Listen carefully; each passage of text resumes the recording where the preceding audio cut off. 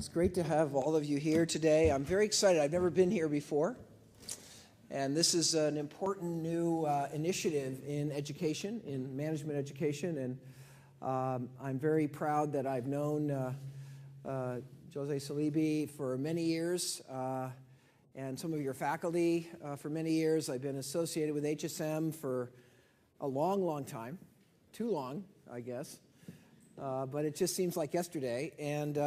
And now we have this remarkable new organization that's trying to transform the way managers get trained. And you all are, I think, hopefully part of something that will be a model, not just here in Brazil, but more broadly around the world.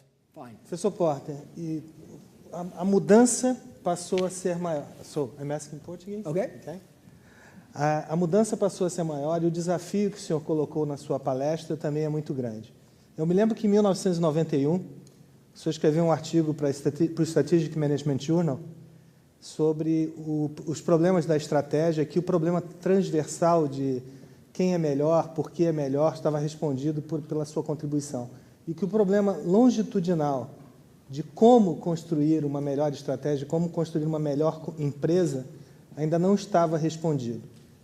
Então, eu gostaria que o senhor pudesse, por favor, falar do que evoluiu de lá para cá e se nós continuamos com esse desafio, com esse problema. Well, you know, it's been a long time since I wrote that article. I think I think we're pretty good in the strategy field at sort of thinking about the time series problem, or the cross-sectional problem, not the time series problem. In any given moment in time, we can understand, you know, why a certain industry is more profitable than another by looking at the five forces, for example. Or we can analyze why one company is more profitable than another by kind of looking at competitive advantage in the value chain and the positioning and so forth.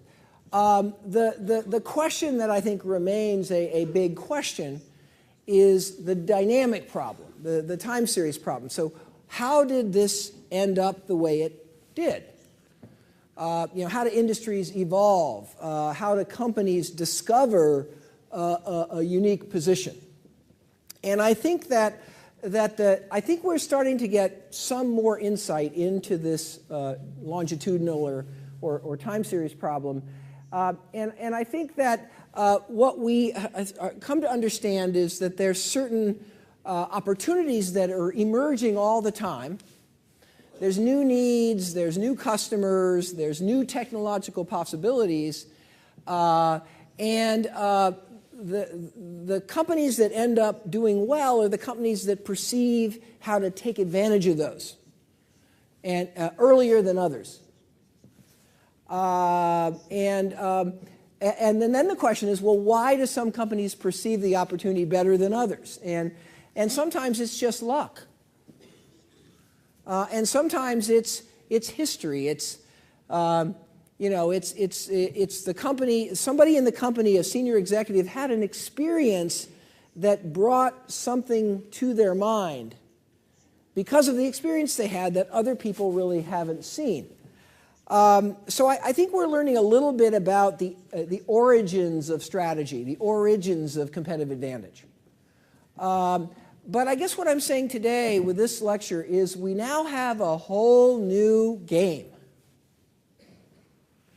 And this is going to create the opportunity for thousands and thousands and thousands of new, unique positionings in the marketplace. And, you know, Whole Foods, I showed you that slide, they were very early to see the opportunity to build a food store around the concept of nutrition and health, rather than, oh, this is just a place to come buy your candy bars. They saw this opportunity early.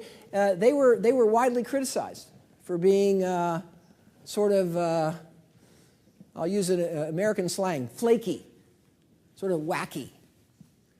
But they actually saw something very clearly that others couldn't see because they were still caught up in the conventional grocery store.